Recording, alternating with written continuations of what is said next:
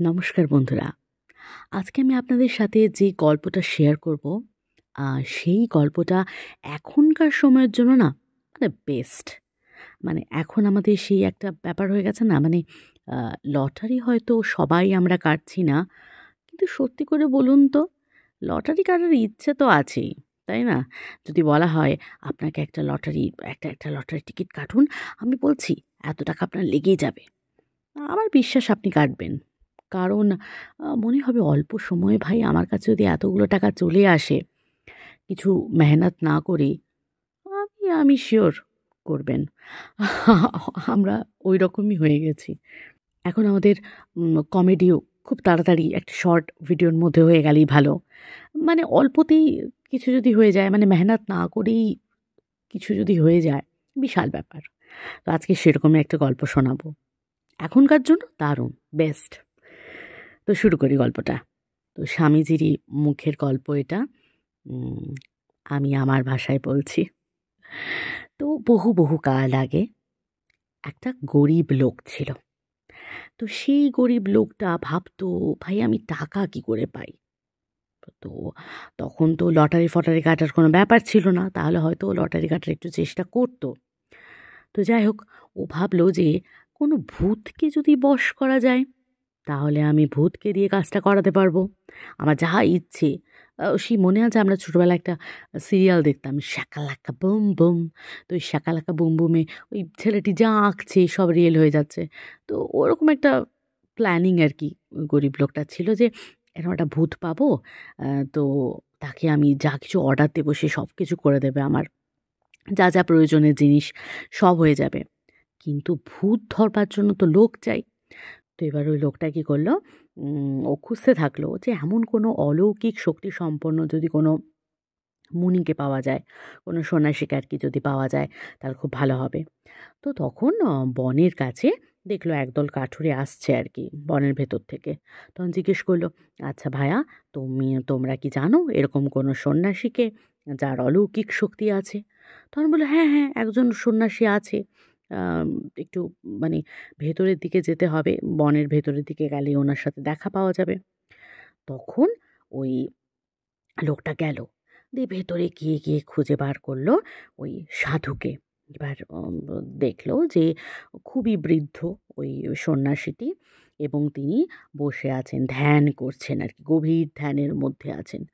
তো ওই লোকটা ওখানে অপেক্ষা করলো। তারপর যখন ওই সন্ন্যাসীর ধ্যান ভাঙলো, তখন উনি বললেন যে, বাবা তুমি আবার কে?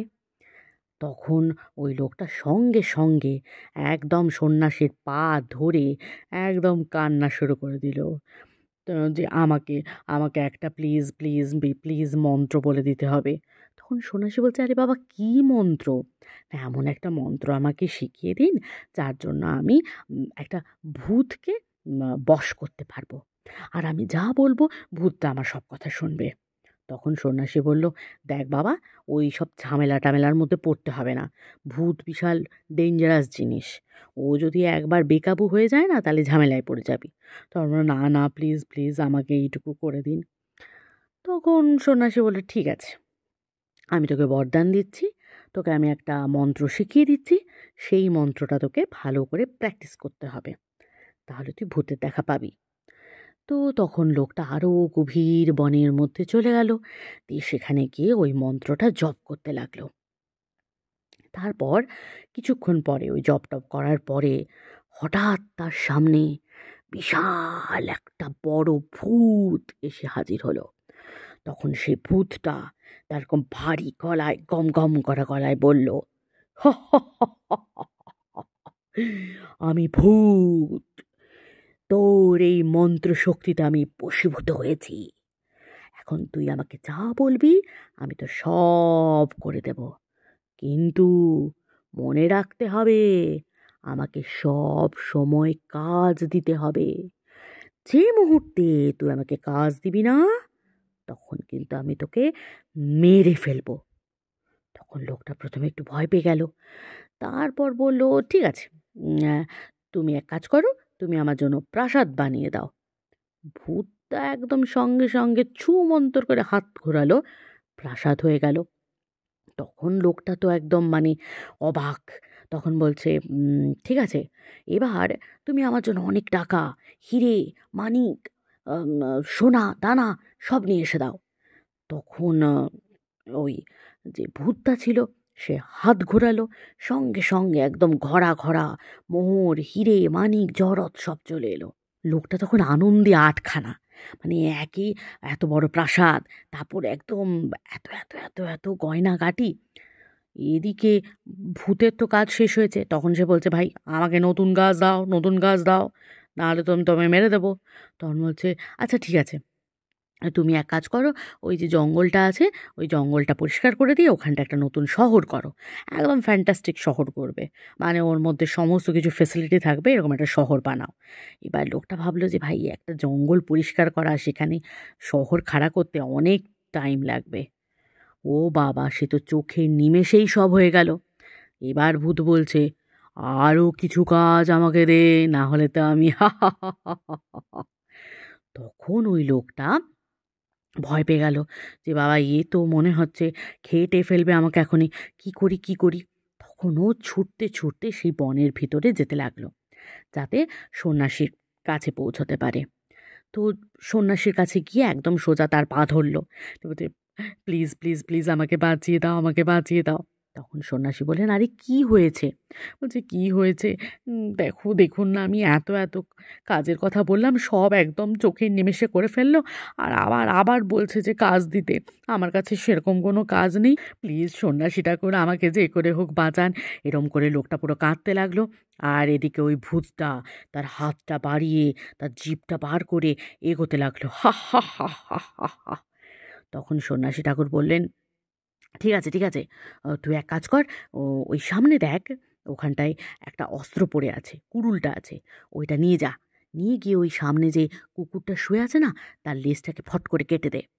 তো লোকটা সঙ্গে সঙ্গে গেল, দিয়ে কুড়ুলটা দিয়ে কুকুরের লেজটাকে ফট করে কাটলো।